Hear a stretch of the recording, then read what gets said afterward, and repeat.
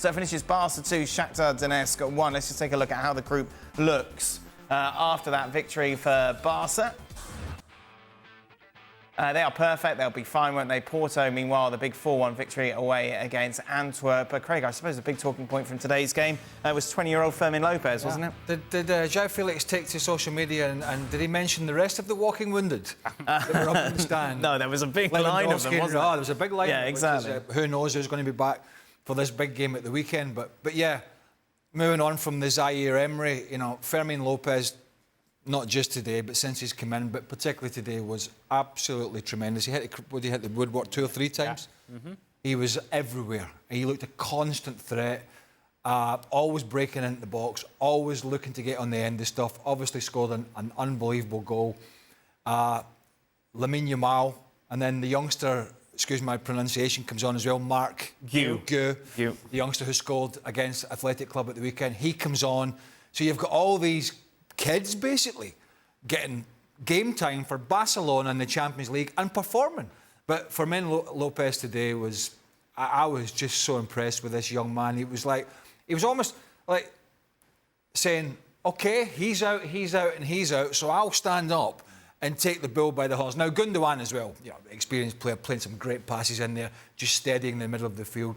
But it really is a story of the youngsters at the moment coming through in a game, and not just Barcelona, but, Jude Bellingham's not exactly an old guy, but they've got youngsters at Real Madrid.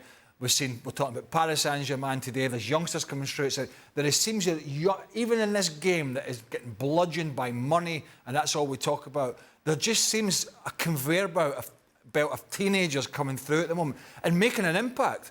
That's the thing. It's not a token gesture. Lamine Yamal has been in the side at times because Xavi's wanted him in the side. Yeah. These youngsters are earning their place in the side, and I know they've got injuries, but they're really putting their hands up and saying to Xavi, hey, when 1 or 2 of these guys are fit, I can do a job for you, And that was the kind of performance it was today from this young man. And he was fantastic. It's one thing, though, against Shakhtar Donetsk, isn't it? It's another against Real Madrid this weekend. Well, but he's been fantastic against Real Madrid in the past. Let's go back to El Clásico in preseason, which is where the name of Fermin Lopez comes about. He wasn't part of the plans. Let's just be honest about that. Fermin Lopez was not part of the plans.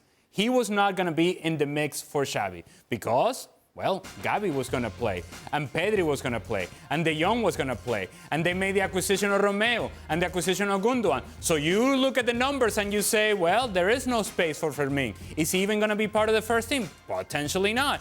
He scores that great goal in El Clásico in preseason against Real Madrid, and he changed the narrative around Fermin. Not only from the media, on the outside looking in, but I also think it changed the narrative with Xavi and what he thought of the player. You score that sort of goal, and you kind of go, wait, hold on a second. Maybe he can help us. And so guess what? He comes in late against Mallorca, scores a game-time goal there, away from home.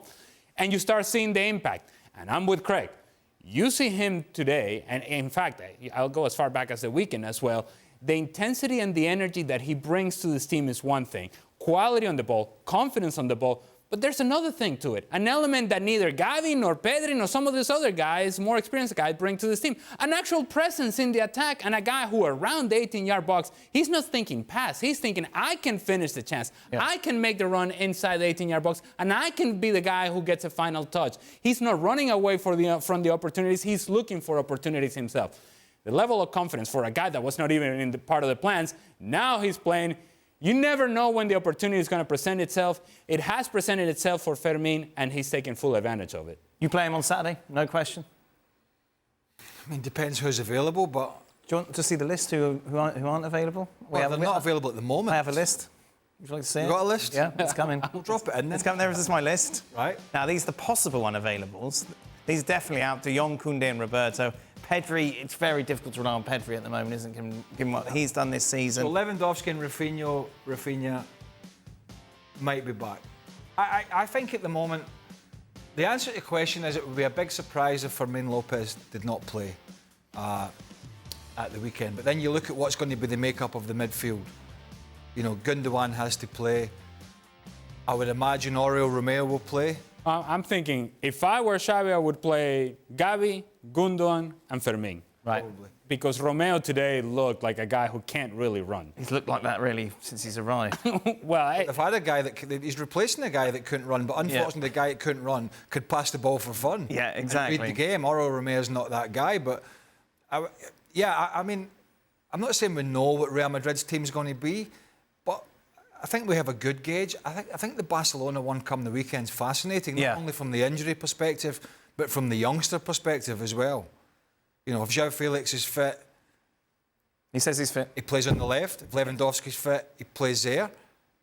Does Rafinha come straight back in, or does he go with another? I mean, does he go with Fermin Lopez on that right side there and Lamine Yamal on the right side? I mean, the two of them combine the age of 30-something in a Clásico. And that's a big risk. So it's going to be intriguing which way he goes.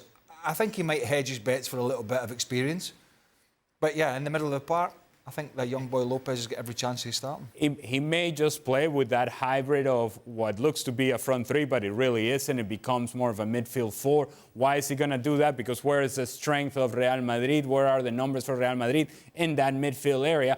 Perhaps that's why he gets numbers around Romeo, protects Romeo, allows him to be a distributor of play, and then Gundogan, Gavi, and Fermin around him. There's a lot of questions here for Xavi that he's going to have to sort out. But if it is about merit, if it is about quality of play right now, Fermin should be on the field. We'll be speaking at length, of course, about El Clasico as we continue our countdown as the first one of the season. We'll be here on a Saturday. Yay! I wanted a bigger face. That's beautiful. This is based Look at that. Little backstory. You complained that your picture wasn't big enough. Oh, beautiful. It's big enough now. Just cover everyone. Be bigger, the whole screen. If you want to see my YouTube channel, be sure to go over to ESPN FC and subscribe. Nearly 3.5 million tune in for you. Of course they do. My big head will be back on Saturday for the Clásico, Barca against Real Madrid.